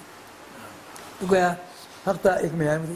اب بھی آج کے لوگوں کے ذہنوں کے اندر خیال پیدا ہوتا ہے کہ ایسے اولیاء اللہ جنہیں پہلے تھے آج ہمیں نظر نہیں آتے، کہتے ہیں لوگ سے، لیکن کس کو نظر آتے ہیں؟ فرمایا نظر آتے ہیں اس کو جس کے اندر طلب صادق ہو، سچی طلب جس کو، اس کے لیے بھی آج بے شمار اولیاء اللہ موجود ہے، اور جس میں طلب نہ ہو تو پیغمبر کے زمانے میں اس کے لیے کچھ نہیں، بے طلب کو پیغمبر کے دور میں بھی کچھ نہیں ملتا، اور طلبگار کو غلامان محمد سے بھی بہت کچھ مل سکتا ہے۔ رسول اللہ کے دور میں کوئی ابو بکر آیا تو صدیق بن کر لوٹا، اسے کہ طلب صادق لے کر گیا، کوئی عمر آیا تو فاروق بن کر لوٹا، اسی کہ طلب صادق لے کر آیا، کوئی عثمان آیا تو غنی بن کر لوٹا، اسی کہ طلب صادق لے کر آیا، کوئی علی آیا تو حیدر کرار بن کر لوٹا، اسی کہ طلب صادق موجود، اور کوئی ابو جہل آیا بے طلب بن کر آیا تو بے طلب ہی رہا، آج بھی محدود، کل بھی محدود تھا، کل بھی محدود تھا، آج بھی محدود۔ ابو جہل ہو یا ابو لہب، بے طلب کے لیے پیغمبر کے پاس بھی کچھ نہیں تھا، اور طلبگار کے لیے غلامان محمد کے پاس بہت کچھ موجود ہے۔ تو یہ امت کوئی یتیم امت نہیں ہے، لاوارث امت نہیں ہے، وراثت نبوت آج بھی زندہ موجود ہے اس کے اندر، آپ کی یہ موجود ہے، اور یہ اللہ بھی موجود ہے اس کے اندر، اور علماء بھی موجود ہے اس کے اندر۔ اس لیے اس کو امت کو یہ نہیں کہا کہ یہ لاوارث امت ہے، اس کے اندر لاوارث نہیں ہے، قیامت تک باقی رہنے والی ہے اس کے اندر، اور دونوں چیزیں نبوت کی وراثت دونوں قیامت تک باقی رہیں گی، آج بھی الحمدللہ زندہ تابندہ موجود ہے اس کے اندر۔ اس کے فرما دیا گیا کہ جہاں اس کے اندر لوگ اس کو دنیا کے لیے استعمال کرنے کے بعد پیدا ہوں، اس کے اندر دین کا نام لے کے مقصد ہوگا دنیا ہوگا، دولت دنیا کو جمع کرنا، دنیا داری کی عزت حاصل کرنا، لیکن وہاں وہ بھی ہوں گے جو سراہ امت ہوں گے، ایسے لوگوں سے، ایسی امت سے جن کا مقصد فقط دین کے کلمے کو بلند کرنا ہوگا، اپنی ذات کی کوئی معیار نہیں، اپنی عزت، اپنی دولت، کوئی چیز مقصود نہیں ہوئی، فقط اللہ کے دین کے کلمے کو بلند کرنا ہوگا۔ ایسے مخلص امتیوں سے یہ امت کبھی خالی نہیں ہوئی، نہ پہلے خالی تھی، نہ آج خالی ہے، نہ قیامت تک خالی ہوگی۔ ہر دور کے اندر اللہ تعالیٰ ایسے مخلصین کو پیدا کرتا ہے اور قیامت تک پیدا ہوتے رہیں گے ہر دور۔ تو گیا تسلسل کے کردار، اسی واقعاتی شہادت اس کو موجود ہے کہ حضرت دہلی کے اندر حضرت شیخ نظام الدین اولیاء دہلی رحمۃ اللہ علیہ اپنے وقت کے اولیاء کاملین میں لاکھوں انسان فیض یاب پوچھتے ہیں، وقت تو نہیں ختم ہو گیا، اپنے اولیاء کاملین اس کے وہ پہ ان کے دور میں نظام اسلام قائم تھا، نظام حکومت، اس میں ایک عہدہ ہوتا ہے محتسب کا۔ محتسب وہ کہا جاتا ہے جو لوگوں کی عامت المسلمین کی نگاہیں کرتا ہے دین کے اعتبار، کوئی نماز نہیں پڑھا تو بس پکڑ دیں نجات نماز، رمضان میں روزے نہیں کھا تو روزے، تو کیا وہ اپنی طاقت و قوت کو استعمال کر کے دین پر عمل کراتے ہیں، وہ محتسب ہوتا ہے۔ دہلی کے اندر بہت سے محتسب تھے، لیکن سب سے بڑے محتسب تھے ایک بہت بڑے عالم جو طبیب بھی تھے، حکیم ضیاء الدین سنانی رحمۃ اللہ علیہ کے نام سے، عالم تھے زبردست، علم فقہ پر بڑی مہارت تھی ان کی، فقیہ تھے، وہ محتسب تھے، لوگوں کی نگرانی کرتے، وہ اسی نگرانی کے دوران نظام الدین میں پہنچے۔ آج وہاں کروڑوں روپے کی بلڈنگیں کھڑی ہوئی ہیں، لیکن وہ دور وہ تھا کہ کوئی بلڈنگ نہیں، جنگل بیابان، ایک خیمہ بڑا تھا، اس میں حضرت شیخ تشریف فرما اور ان کے مریدین بیٹھے ہوئے، اور وہاں سما ہو رہا تھا۔ سما کے معنی یہ کہ ایک شخص خوش آوازی کے ساتھ اشعار پڑھ رہا تھا، یہ سما کہلاتا ہے۔ ظاہر ہے کہ یہ سما بطور علاج سما کہتا ہے، جن لوگوں پر روحانی قبض طاری ہو جاتا ہے، روحانی ترقی رک جاتی ہے، جسے انسان کے پیٹ میں قبض ہو جاتا ہے، آپ اس کے دوائیں کرتے ہیں، اس لیے روحانی قبض ہوتا ہے کہ روحانی ترقی رک جاتی ہے اس کے لیے، اس قبض کو ختم کرنے کے لیے تدبیر کرتے ہیں اولیاء اللہ اپنے مریدین کے لیے، کسی کو وظائف بتاتے ہیں، کسی کا وظائف تبدیل کر دیتے ہیں، کسی کا اوقات تبدیل کر دیتے ہیں، کسی کا مقامات تبدیل، اسے کھل جاتی ہے۔ اور بعض وہ ہوتے ہیں کہ اس کے لیے ایک تدبیر ہوتا ہے اشعار کا سننا، اشعار بھی بہت مؤثر چیز ہے، اشعار کے سننے سے بھی انسانی قلب کے اندر کیفیت پیدا ہوتی ہے، تو بعض لوگوں کو ایسا ہوتا ہے کہ وہ اشعار سے بھی علاج کرتے ہیں، وہ بطور علاج کرتے ہیں، اسے کہتے ہیں سما، لیکن شرطیں اس کے لیے کہ سما میں اشعار پڑھنے والا عاقل ہو، بالغ ہو، مسلمان ہو، متسرع ہو، چہرے پر داڑھی ہو، اس کے بے ریش لڑکا نہ ہو، عورت نہ ہو، اور پڑھے جانے والے اشعار جو ہیں وہ اشعار جو ہیں وہ عالمانہ اشعار ہو، عارفانہ اشعار ہو، سوقیانہ اشعار نہ ہو، بازاری قسم کے اشعار ہو، ایسے وہ یہ اشعار پڑھے جا رہے تھے۔ لیکن ظاہر ہے کہ یہ اشعار کا پڑھنا کوئی صحیح طریقہ تو ہے نہیں، یہ تو ایک علاج ہے، تو بہت سے صوفیاء کرام کرتے ہیں اس کا، شیخ نظام الدین اولیاء بھی اس پر عمل کرتے ہیں، وہاں اجتماع ہو رہا تھا، حکیم ضیاء الدین سنانی جو محتسب ہیں وہاں پہنچے، جا کر دیکھا اجتماع ہو رہا، تو جو یہ کوئی شرعی چیز تو ہے نہیں، خلاف فقہ کی علامتیں لکھا نہیں، کہا یہ سب ان پر فقہ کا غلبہ تھا، کہا یہ سب چیز خلاف، کہا یہ کیا خلاف شرع کام ہو رہا ہے، بڑے زور سے چلا کر یہ کیا خلاف شرع کام ہو رہا ہے، بند کرو، وہاں کوئی اپنے ہوش میں تو شیخ کی روحانیت کا اتنی غلبہ تھا کہ کسی کو خبر نہیں کیا کہا. انہوں نے زور سے چلا کر پھر کہا کیا خلاف ورزی کام کرے, بند کرو اسے. کسی نے نہیں سنا. تیسری مرتبہ پھر کہا مگر نہیں سنا. جب دیکھا کوئی سن ہی نہیں رہا ہے تو اپنے ساتھ جو سپاہی رہتے تھے ان کے پولیس رہتی تھی کہا ایسے نہیں سنیں گے, جا کر اوپر خیمے کی رسیاں کاٹ دو. جب خیمہ گرے گا ان کے بعد تب پوچھائے ہو جائے گا. حکم کی دے تھی, پولیس والے اوپر چڑھے جا کر رسیاں کاٹ دی. مگر ماں بڑی کامل بیٹھا ہو, خیمہ رسیاں کٹنے کے باوجود جو کہ تو قائم رہا, گرا نہیں. حکیم صاحب کو خطرہ ہوا کہ پولیس والوں کا عقیدہ نہیں خراب ہو جائے. کہا کہ جو کچھ ہوا کرے تو چلو یہاں سے, چلو یہاں سے, لے کے چلے گئے. یہ واقعہ ہو گیا. اس پر 2 سال بیت گئے, 2 سال گزر گئے. 2 سال کے بعد حضرت شیخ کو نظام الدین اولیاء رحمۃ اللہ علیہ کو علم میں آیا کہ حکیم ضیاء الدین سنانی پر عالم نزا طاری ہے, ان کا وقت وفات قریب ہے. ظاہر ہے کہ وہ عالم ہے, جید عالم ہے, اس سے شیخ کے قلب میں ان کی محبت تھی. تو لوگوں کو اطلاع کیے بغیر یہ خبر سنتے ہی بے اختیار چل پڑے ان کی طرف. جب کہ کہیں نکلتے تھے بعد تو سینکڑوں آدمی پیچھے چلتے تھے, لیکن آج کسی کو خبر نہیں کی, خود چل پڑے اس طرب میں, اس جسم میں, اس محبت میں. میروں کی مساوات نظام الدین سے دہلی تھا. گرمی شدید پڑ رہی, اسی کے اندر چلے جا رہے. حکیم صاحب کے گھر پر پہنچے. وہاں گھر میں کوئی عورت نہیں تھی, ایک وفادار خادم تھا. حکیم صاحب دروازے پر دستک دی, خادم آیا. دہلی وہ مقام تھا کہ شیخ کے معتقدین اور وہ تھے کہ ہر شخص کی تمنا تھی ایسے کہ قدم ہمارے گھر پہ آ جائے. حضرت تمنا رکھتا تھا. یہ خادم بھی نہیں پتا. دروازے پر آیا, دستک سننے کا دیکھا حضرت شیخ کھڑے ہوئے تھے. اس کا عجیب و غریب حال ہو گیا. حضرت شیخ تشریف لائے, بہت بےتاب ہو گیا دیکھ. شیخ نے فرمایا کہ جاؤ حکیم صاحب سے ہمارا سلام عرض کرو, ہماری دیکھو السلام علیکم, اور پیغام دو کہ نظام الدین آپ کی طبیعت پوچھنے کے لیے اندر آنے کی اجازت چاہتا ہے. ایک پیغام یہ دوڑتا ہوا آیا خادم, اور آ کے بڑے اہتمام سے کہا کہ حضرت شیخ تشریف لائے, باہر تشریف فرمائے, کھڑے ہوئے ہیں, آپ کو سلام کہا ہے اور یہ پیغام دیا ہے کہ آپ کی مزاج پرسی کرنے کے لیے اندر آنے کی اجازت چاہتے ہیں. اس کے بعد حکیم صاحب نے اسی عالم نظا, ہوش قائم تھے ابھی تک, اسی نظا کے عالم میں جواب دیا کہ جاؤ سلام کے جواب میں کہو وعلیکم السلام, اور پیغام کے جواب میں کہو کہ میرے مرنے کا وقت قریب ہے, میں اس وقت میں کسی بدعتی کی صورت دیکھنا نہیں چاہتا, لہٰذا آپ کو اندر آنے کی اجازت نہیں ہے. وہ جو عمل دیکھا تھا امام حضرت شیخ کا, وہ سما کا, اسے بدعت قرار دیا. کہا کہ میں بدعتی کی صورت دیکھنا نہیں چاہتا, لہٰذا آپ کو آنے کی اجازت نہیں. وہ ذات کے جس کے لوگ تڑپتے تھے کہ گھر پہ قدم آ جائیں, وہ آنا چاہتے ہیں, یہاں حکیم صاحب کہیں نہیں آنے کی اجازت نہیں. خادم کے قدم پتھر کے ہو گئے. کیسے جا کے شیخ سے کہ آپ کو اجازت نہیں, مگر باہر جا کر خاموش کھڑا ہو گیا. شیخ نے فرمایا کہ جو کچھ کہا حکیم صاحب نے انہیں کے الفاظ نقل کرو. مجبور ہوا, اسے کہنا پڑا کہ حکیم صاحب نے یہ فرمایا, سلام کے جواب میں سلام جواب دیا اور جواب پیغام کے دیا کہ میرا مرنے وقت قریب ہے, میں اس وقت میں کسی بدعتی کی صورت دیکھنا نہیں چاہتا, لہٰذا آپ کو آنے کی اجازت نہیں. شیخ نے فرمایا کہ پھر تکلیف کرو, دوبارہ ہمارا سلام عرض کرو, اور یہ کہنا کہ بدعتی اپنی بدعت سے توبہ کر کے آپ کی خدمت حاضر ہونے کی اجازت چاہتا ہے. یہ پیغام پہنچا, خادم نے جا کے سنایا. اس کے جواب میں کیا ہے, حکیم صاحب نے اپنے کانپتے ہوئے ہاتھوں اس طرح سے پگڑی اتاری اور خادم کو دی کہ زمین میں بچھاؤ, اور حضرت شیخ سے عرض کرو کہ اس وقت قدم رکھتے ہوئے تشریف لائے, مجھے توقع ہے ان کے قدموں کے برکت سے تعالیٰ میری مغفرت فرمائے. 2 منٹ پہلے کو آنے کی اجازت نہیں دے رہے, اور جب یہ کہا کہ بدعت توبہ کر کے فرمایا کہ وہ اس مقام پر ہیں کہ ان کے اپنی میری پگڑی کے اوپر قدم رکھتے ہوئے آئے, تو ان کے قدموں کی برکت سے مجھے توقع ہے تعالیٰ میری مغفرت فرمائے. اور یہ نہیں, بے شمار واقعات کچھ آ دیتے ہیں. حضرت شاہ عبدالعزیز صاحب رحمۃ اللہ علیہ, شاہ ولی اللہ صاحب کے صاحبزادے اپنے وقت کے اولیاء کاملین میں ہیں. وہ پڑھائیں, درس دے رہے ہیں, اور پڑھنے والے وہ علماء ہیں کہ جو 20-25 سال مدرسوں کے اندر پڑھا کے آتے. کیا پڑھاتے تھے, کیا پڑھتے, اللہ بہتر جانتا ہے.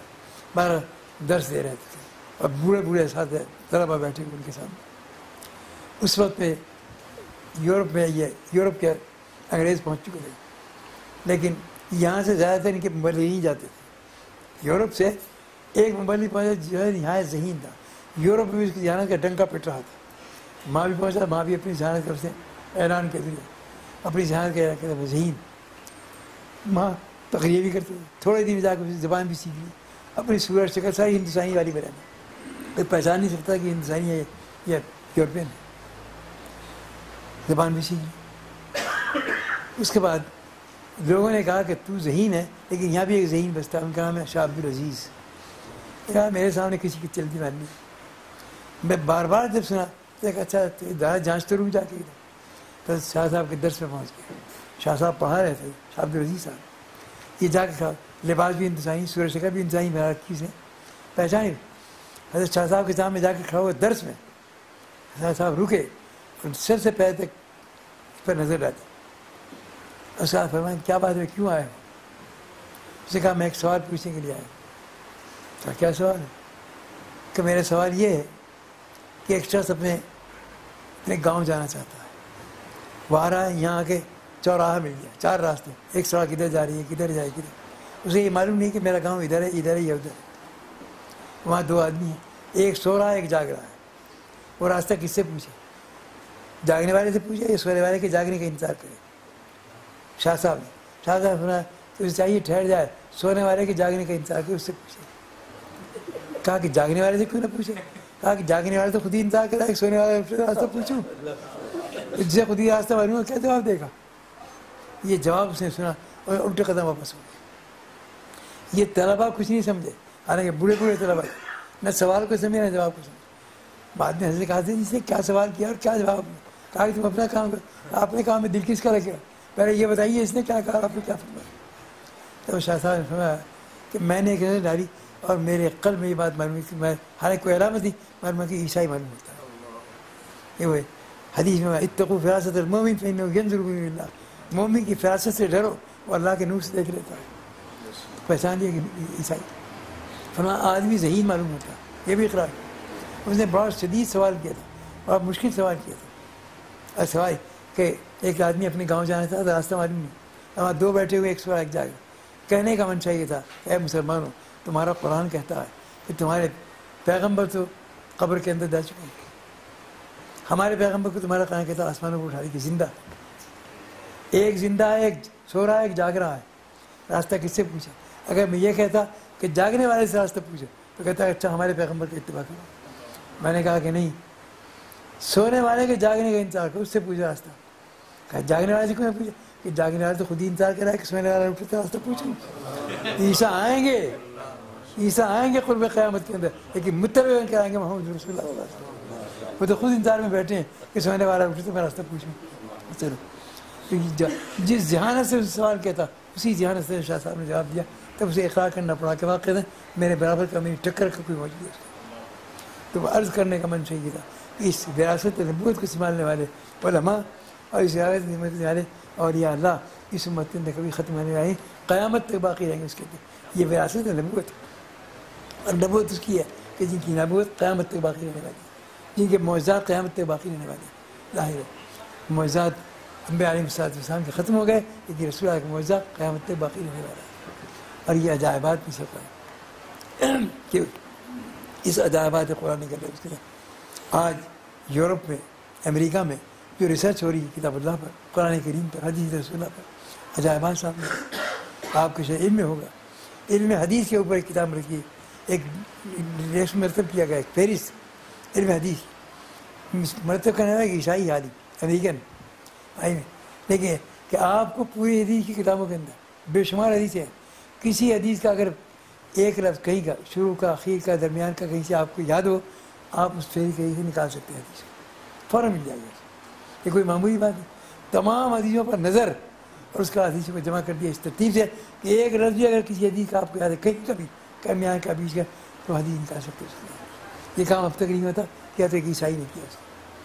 لیکن ظاہر ہے کہ ایک ہے علمی حقائق کو دریافت کر رہے ہیں، وہ دریافت کر رہے ہیں، ایک ہے قبول کرنا، یہ اللہ کی توفیق پر منحصر۔ رسول اللہ کی تمنا تھی بعض لوگ کے بعد عمر ابن خطاب یا عمر ابن ہشام، 2 کے بارے میں کہ اللہ ان میں سے 2 میں سے کسی کو اسلام کی توفیق تھا۔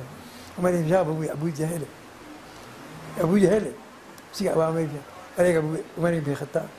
حق تعالیٰ نے آپ کی دعا عمر ابن خطاب کے بارے میں قبول فرمائی، وہ اسلام لائے۔ عمر ابن ابو فرمایا گیا کہ انک لا تہدی من احببت ولکن اللہ یہدی من یشاء۔ اے محمد آپ کسی علمی ہدایت کو ڈال نہیں سکتے، یہ کام تو ہمارا ہے۔ آپ کا کام پیغام کو پہنچا دینا، ہدایت کو قبول کرنا نہ کرنا اس کی توفیق اللہ کی طرف سے ملتی ہے۔ ظاہر ہے اس کے اندر آج بھی اسی طرح قائم ہے، اللہ کی ہدایت آج بھی موجود ہے۔ فرمایا گیا بلغوا انی ولا آیۃ، تم مسلمان ہو، اللہ کا پیغام تمہارے پاس موجود ہے، اللہ کے رسول کا پیغام ایک بات بھی دین کی تمہیں معلوم ہے تو تمہارا فرض ہے کہ اسے چھپا کر نہ رکھو، جس کو معلوم نہیں اس تک پہنچاؤ، جس کے پاس نہیں ہے وہ جسے علم نہیں اس تک پہنچانا تمہارا فرض بن جاتا ہے۔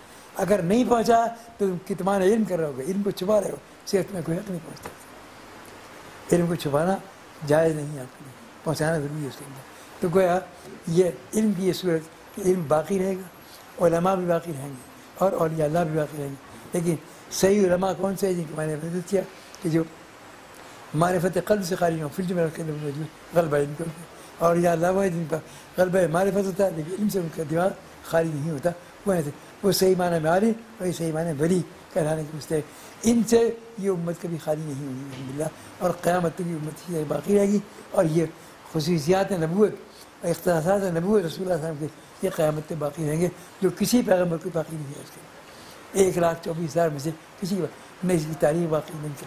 آپ ہی کی ذات مبارکہ ہے کہ آپ کی زندگی کا ایک ایک عمل، ایک ایک حرکت، ایک ایک سکون آج مکمل طور پر محفوظ ہے، کسی کا محفوظ دنیا کے ریڈیو میں کسی کا محفوظ، انبیاء کا محفوظ ہے، صرف رسول اللہ کی ذات مبارکہ کے اندر۔ تو بہرحال آپ وارث ہیں اس وراثت کی، یہ وراثت رسول اللہ کی وراثت، اللہ نے آپ کو وارث قرار دیا اس کے۔ وراثت کے معنی یہ کہ آپ نے اس وراثت کے اپنی وارث وہ ہے جو باپ کی ابوت کو تسلیم کرتا ہو، باپ کے باپ ہونے تسلیم کرو وہی تو باپ کی وراثت کا وارث ہوگا اس میں، اور جو باپ ہی کا انکار کرتا ہو وہ وارث نہیں ہوتا اس کے اندر۔ اس لیے آپ یقین مقر ہیں کہ رسول اللہ ہمارے باپ ہیں، روحانی باپ ہیں، اس لیے اس وراثت کے مستحق اللہ نے آپ کو قرار دے دیا، لیکن اس وراثت کا جو حق ہے وہ بھی آپ کے اوپر لازم کر دیا۔ وراثت کا حق یہ کہ اللہ نے وارث تو آپ کو بنا دیا ہے، لیکن اس وراثت کا جو حق ہے اس کا ادا کرنے کی ذمہ داری بھی آپ کے اوپر لگی ہے، اور ادا یہ کہ آپ اس دنیا تک پہنچائیں، اور اس کو پہنچانے کے ہر دور کے اندر جو انسانی ذہن ہوتا ہے، انسانی افکار ہوتے ہیں، نظریات ہوتے ہیں، خیالات ہوتے ہیں، اوہام ہوتے ہیں، تجربات ہوتے ہیں، ان کو اور ان کے پرکھنے کی کسوٹیاں ہوتی ہیں، معیار ہوتے ہیں، ان معیاروں کو پیش کر دیا آپ کا فرض ہے۔ ان معیاروں کو دیکھیں، ان کسوٹیوں کو دیکھیں، ان کو جانچنے کے طریقوں کو دیکھیں، ان کے قبول کرنے کے اندازوں کو دیکھیں، ان کی نفسیات کو پہچانیں، اس کو پیش کریں۔ تو بہرحال یہ امت کا فرض ہے اس کا۔ اگر ان چیزوں کی رعایت کر کے پیش کیا جائے تو کرام بے اثر ہو جاتا ہے، اور ان چیزوں کی رعایت کر پیش کیا ہے تو رسول اللہ کی ذات مبارک کو دیکھیں، آپ نے جاہلیت جہلاء عرب کو سامنے دین کو پیش کیا، وہ جو جتنی جاہلانہ چیزیں، بدترین بد اخلاقی، بدعمالی، بد کرداری، بد زبانی، بد فکری، جتنی چیزیں بدی تھیں ساری ان کی سوسائٹی کے اندر موجود تھی، اور وہ عزت کی سمجھاتی ان کا، لیکن ان کو کوئی اگر آپ یہ کہتے کہ بدکاری چھوڑ دو وہ کبھی نہ مانتے، اس لیے کہ ان کیا تو عزت کی چیز تھی، جھوٹ بولنا عزت کی چیز تھی، بدکاری کرنا، بدعمالی کرنا، بد فکری کرنا، بد زبانی کرنا، یہ ساری عزت کی بنی تھی۔ سوسائٹی بد فکری کو وہ کبھی نہ مانتے۔ آپ نے ان میں سے کسی کو نہیں کہا، کسی کو یہ نہیں کہا کہ جھوٹ بولنا چھوڑو، بدکاری چھوڑو، برائی کو چھوڑو، آپ نے آگے اس سے زیادہ کیا جو انسانی فطرت کو اپیل کرتی ہے اس کے، وہ کیا ہے؟ وہ تعلیم ہے۔ جاہل سے جاہل بھی ہو تعلیم کی عظمت کو جانتا ہے، اسے قرآن میں اقرأ بسم ربک الذی خلق، سب سے پہلے پڑھو۔ ظاہر قرأت کی اور پڑھنے کی تعلیم کی عظمت سے کوئی فطرت انکار نہیں کر سکتا، کتنا بھی جاہل سے ظاہر ہو تعلیم کی عظمت کو مانتا ہے اس کے لیے۔ تو اسلام اتنی فطرت کی رعایت کرتے ہوئے آپ نے حق تعلیم کو دیا، قرأت سے تعلیم سے آغاز کیا، اقرأ بسم ربک الذی خلق خلق الانسان من علق، وہاں سے آغاز کیا گیا۔ تو معلوم ہوا کہ نفسیات وقت کو پہچاننا، مخاطبین کی نفسیات کو پہچان کر پیش کرنا دین کا، یہ دیکھیں بنیادی فریضہ ہوتا ہے اس کے اندر۔ اور الحمدللہ امت کے اندر وہ لوگ ہمیشہ پیدا ہوتے رہیں اور قیامت تک پیدا ہوتے رہیں گے جو وقت کی نفسیات کو پہچان، اقوام کی، کی نفسیات کو پہچان کر دین پیش کرنا شروع کیا، اور آج بھی کر رہے ہیں، کل بھی کریں گے۔ قبول کرنا نہ کرنا یہ اللہ کی توفیق ہے، ہمارا کام پیغام کو پہنچا دیا، جو صاحب نبوت نے ذمہ داری عائد کی ہے اس ذمہ داری کو محسوس کر کے اپنی ذمہ داری کو پہچانیے اور اپنی امکانی حد تک اس کو پہنچانے کی کوشش کیجیے۔ یہی آپ کا فریضہ ہے۔ حق تعالیٰ ہمیں اس فریضے کی ادائیگی صحیح طور پر توفیق عطا فرمائے، اور اس دین متین کی صحیح طور پر تبدیل کا ہمیں ادا کرنے کا توفیق عطا فرمائے۔ موضوع تو اپنی جگہ پر ایسا ہے کہ کہنے والا بھی چاہتا ہے کہ کہتا ہی رہے، اور سننے والے بھی چاہتے ہیں کہ سنتے ہی رہیں، چاہے کہ اس کی دلچسپیاں کبھی ختم ہونے والی نہیں، لیکن ظاہر ہے اپنی ہمت و استطاعت کے وقت ہی یہاں بڑے بڑے علماء موجود ہیں، ان کے سامنے مجھ جیسے کم سواد طالب علم کو چل کرنا اگرچہ جسارت تھی، لیکن آپ نے حکم دیا، آپ کے حکم کی تعمیل میں یہ چند کلمات میں نے طالب علمانہ زبان میں گزارش کر دی ہے۔ انہی کلمات پر میں بات کو یہ کہہ کر ختم کرتا ہوں کہ کاغذ تمام، کلک تمام اور ہم تمام، پر داستان شوق ابھی نہ تمام ہے۔ اللہ تعالیٰ یہ ذوق اور یہ شوق ہمارے اندر باقی رکھے، سننے کا بھی رہے، بولنے کا بھی رہے، کہنے کا بھی رہے اور عمل کرنے کی توفیق عطا فرمائے۔ وآخر دعوانا الحمدللہ رب العالمین۔ اللهم صل على سيدنا مولانا محمد وعلى آل سيدنا مولانا محمد وبارك وسلم۔ اللهم ربنا آتنا في الدنيا حسنة وفي الآخرة حسنة وقنا عذاب النار۔ اللهم ربنا إننا سمعنا مناديا ينادي للإيمان أن آمنوا بربكم فآمنا ربنا فاغفر لنا ذنوبنا وكفر عنا سيئاتنا وتوفنا مع الأبرار۔ اللهم ربنا لا تدع لنا ذنبا إلا غفرته ولا هما إلا فرجته ولا عيبا إلا سترته ولا مريضا إلا شفيته ولا فقيرا إلا أغنيته ولا عدوا إلا خذلته ولا حاجة إلا قضيتها يا رب العالمين۔ اللهم إنا نسألك إيمانا كاملا وعملا صالحا ورزقا واسعا وعلما نافعا وشفاء من كل داء ودفاعا من كل بلاء وراحة عند الموت ومغفرة بعد الموت۔ اللهم أرنا الحق حقا وارزقنا اتباعه وأرنا الباطل باطلا وارزقنا اجتنابه۔ اللهم ربنا لا تزغ قلوبنا بعد إذ هديتنا وهب لنا من لدنك رحمة إنك أنت الوهاب۔ ربنا هب لنا من أزواجنا وذرياتنا قرة أعين واجعلنا للمتقين إماما۔ اللهم قنا عذابك يوم تبعث عبادك۔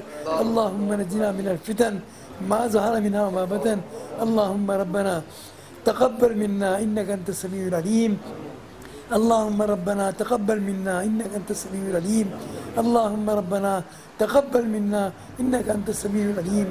سبحان ربك رب العزة عما يصفون والسلام على المرسلين والحمد لله